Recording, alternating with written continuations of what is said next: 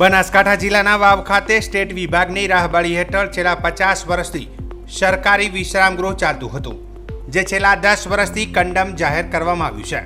એટલે કે છેલ્લા 5 વર્ષથી કરોડો રૂપિયાની જગ્યા ભૂતિયા હવેલીની જેમ પડી રહી છે, જેમાં વાવ એ વિધાનસભાનું મુખ્ય મથક એ ભારત પાકિસ્તાન બોર્ડર ઉપર આવેલું છે.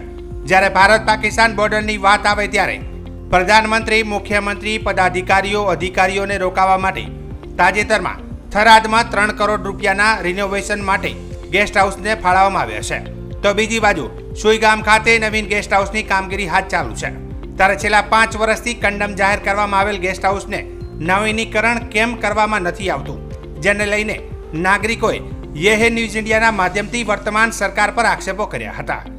જેમાં જણાવ્યું હતું કે તાજેતરમાં રાજ્યના મુખ્યમંત્રી નડાબેટ ભૂપેન્દ્રભાઈ પટેલ આવ્યા હતા, ત્યારે તેમની સુવિધાને લઈને થરાદ ગેસ્ટ હાઉસ 3 કરોડના ખર્ચે નવીનીકરણ માટે ગ્રાન્ટ ફાળવવામાં આવી છે. ત્યારે સુઈગામ નવીની તાલુકો બન્યો હોવા છતાં નવીન ગેસ્ટ હાઉસની કામગીરી ચાલુ કરી દેવામાં આવી છે. ત્યારે વાવ ગેસ્ટ હાઉસના નવીનીકરણમાં રાજકારણ રમ્યા વિના નવીન ગેસ્ટ હાઉસ બનાવવાની માંગ કરી છે. તો બીજા એક જાગૃત નાગરિકે જણાવ્યું હતું કે ગેસ્ટ હાઉસની પરિસ્થિતિ ડરામણી જગ્યા હોય તેવું દેખાય છે. વધુમાં પશુઓના વાડા સાથે સરખામણી કરીને નવીન ગેસ્ટ હાઉસ બનાવવામાં આવે તેવી માંગ કરી હતી. વાવ વિધાનસભા માટે વાવ શહેર એ વિધાનસભાનું મુખ્ય મથક છે. તેમ છતાં 5 વર્ષથી વાવ રેસ્ટ હાઉસ કંડમ હાલતમાં છે. સરકાર શ્રી દ્વારા એને કંડમ જાહેર કરી અને નવું રેસ્ટ હાઉસ ફાળવવામાં આવતું નથી. થોડા સમય પહેલા માનનીય મુખ્યમંત્રી શ્રી પણ પધાર્યા હતા અને એમણે રેસ્ટ હાઉસના અભાવે થરાદમાં રોકાણ કરેલું. ત્યાં એમને પૂરતી સુવિધાઓ ન મળવાથી તેમણે એ રેસ્ટ હાઉસના નવીનીકરણ માટે 3 કરોડ રૂપિયા ફાળવ્યા અને લાખોના ખર્ચે સુઈગામની અંદર પણ રેસ્ટ હાઉસ બની રહ્યો છે. તેમ છતાં માત્ર સરકાર ટાર્ગેટ કરી અને વાવને નવીન રેસ્ટ હાઉસ આપવામાં આવતું નથી. જેથી હું આપની ચેનલના માધ્યમથી સરકારને જણાવવા માંગુ છું કે સરહદી વિસ્તારના કેન્દ્ર સરકારના કે રાજ્ય સરકારના કોઈ અધિકારીઓ કે પદાધિકારીઓ આવે તો વાવ શહેરની અંદર રહેવા માટે એક માત્ર સુવિધાનું કેન્દ્ર વાવ રેસ્ટ હાઉસ છે.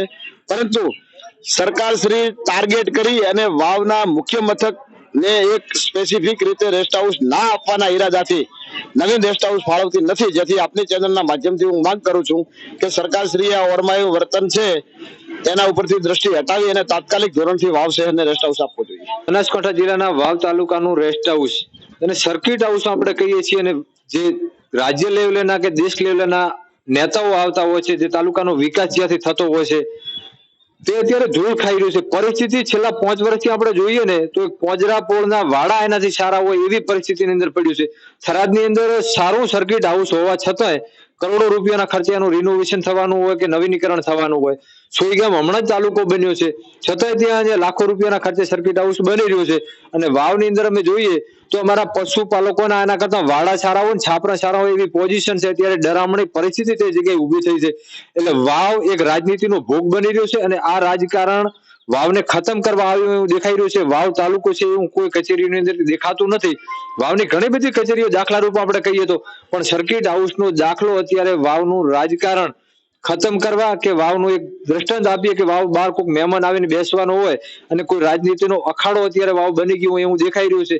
અને ખાસ વારે આપણે વાવને ચર્ચાની અંદર જોતા હોઈએ છીએ ત્યારે આ સર્કિટ હાઉસ બનાસકાંઠાના વાવ માટે શરમજનક બાબત છે.